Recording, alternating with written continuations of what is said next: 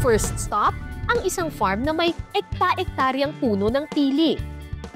Ang pili trees ay endemic sa Pilipinas at karaniwang makikita sa Bicol region. Ibig sabihin nito, sa Pilipinas lang natural na tumutubo ang mga pili trees. Alam niyo ba kung ano ito? Pili nuts. Kapag sinabing pili nuts, ang unang pumapasok sa isipan natin, Bicol region. Kasi sa iilang lugar lang sa mundo tumutubo ang pili. At ang tawag nga daw dito ay crown jewel of Bicol. Kasi sa pagkakaalam ko, sa Bicol lang tumutubo ang pili. Pero, andito ako sa Tanay Rizal, merong plantation ng pili dito. At mag-harvest tayo ngayon. Samahan ninyo akong umakyat ng puno.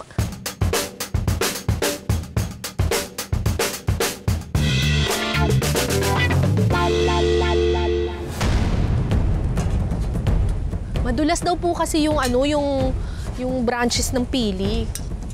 Kaya nag-harness tayo para lang sigurado. Yan ma'am, okay ka na dyan. Dito lang ako? Opo. Saan ba meron? Ayan ma'am, ang dami. Hindi, green pa to ay. Ah, ito. Kailangan lang natin hilain para lumapit yun. Ganyan lang, kasi hulaglag ko lang. Ma'am. Ah, ito dami dito. Ay, di ba ito malagi? Hindi ma'am. Oh, di ko Ma'am, ito na lang po para mas madali. Ah, ito na.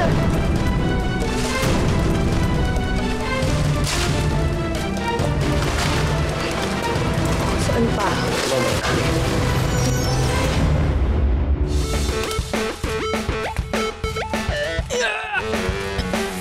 Ayaw pasungkit ah. Ayun, sa dulo. Malayo na kasi yung iba eh. Malalaglag na tayo kapag nandun tayo. Ito sa taas. Sa farm na ito sa Tanay Rizal, mayroong lagpas 100 puno ng pili nuts. Saan ka kumakapit, kuya, dito? O hindi ka na kumakapit? Ito lang po kayo apak sa may puno ng sanga. Ha? Sa may puno ng sanga. Ako, dito po kayo apak. Saan ako haham?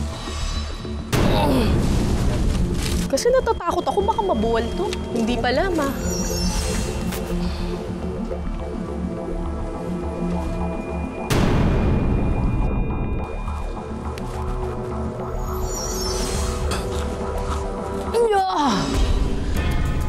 Yeah.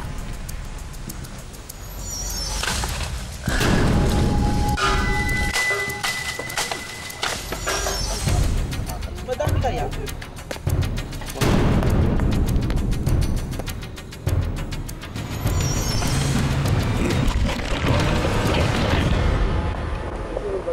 Okay na, baba na tayo. Mamumulot naman tayo ngayon. Matapos ang pag-akyat ng puno, mamumulot naman tayo ng grasya. Ito yung mga nakuha namin.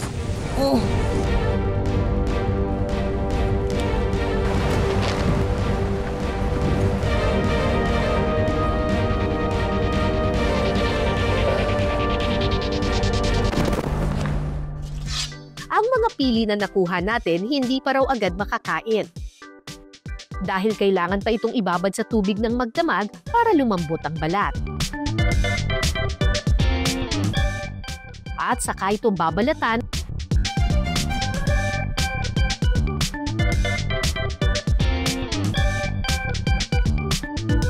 at ibibilad sa araw para patuyuin.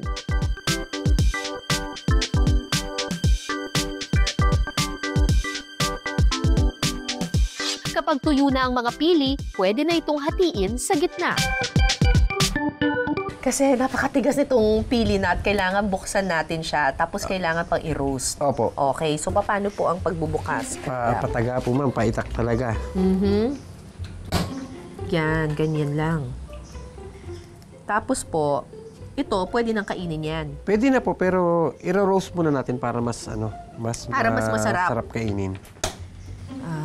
Hindi naman kailangang matigas na yung gigil na gigil Hindi kasi naman baka po. mamaya Kasi malutong na rin naman po yung niya. Oo. Actually, madali lang po siya. Ganyan lang. Tak! Diba? Ganyan lang. Huwag yung masyadong may galit. Kasi kapag ginawa mo yung masyadong tak! May galit. Putol. Mapuputol, diba? So, yung parang saktong galit lang. Saktong galit! Ikaw, ha? Sige pa. Ganon. Ganon lang ang gagawin. Di ba? Ganon lang. Yung laman. Opo, kasi po tuyo eh. Ang lasa niya parang almonds. Oh, sugar Opo, almonds. hindi po siya nalalayo sa almond. Di ba? Opo. Galing na kagad ni ma'am mag ano.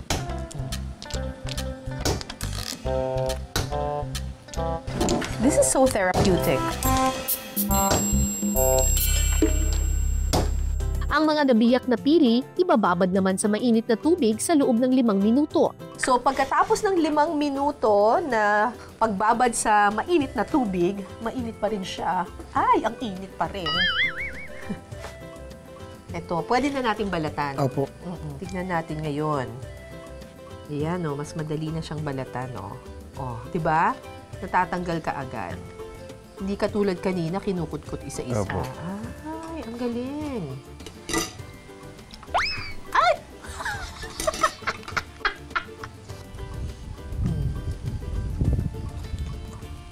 Sarap, kuya. Mas masarap pa yan kapag Pag na-roast na po. na-roast pa. Hindi lang masarap papakin ng pili nut, pwede rin itong pampasarap sa mga lutuin. So, eto na po yung mga nabalatan nating pili. Ihahalo na natin ngayon ito sa laing. Kasama ko dito si Ate Irma. Oh, ang init na nito, ate. Anong Di pa gagawin naman, natin dyan? Kailangan munang isangag ang mga nabalatang pili nuts sa kawali hanggang sa matusta o maging golden brown ang kulay nito. Sunod naman itong didikdikin. Sarap? Ang turot. Kapag nadurog na ang mga pili nuts, pwede nang simulan ang pagluto ng laing pasta.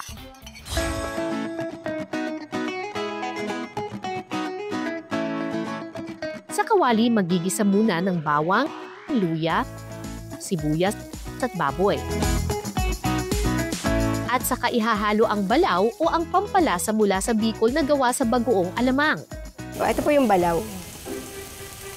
Maalat po siya. Alat? Parang kinain ko yung buong dagat dun, Wow, ang alat. Sunod na ilalagay ang pangalawang pigang gata. Pakukuluin lang ito ng 5 minuto at saka ihahalo ang dahon ng gabi at pakukuluin muli. Sunod na ilalagay ang unang pigang gata. Lagyan ng asin at siling pula. Pakukuluan lang ito ng 30 minuto hanggang magmantika ang gata. Ang ginagawa nila, hinahalo nila sa pasta. Ang mga dinikdik na pili nuts ilalagay bilang toppings. Alright! Ay, excited na akong kumain. Laing pasta with crushed pili. Tikman na natin. Ready na ang laing pasta with crushed pili nuts. It looks really good. At saka, ang bango-bango niya kanina. Siyempre, meron ako ditong pa-pili nuts. Nadagdagan ko pa.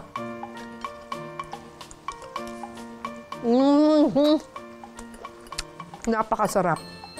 Yung linamnam ng laing, nalalasahan mo yung gabi.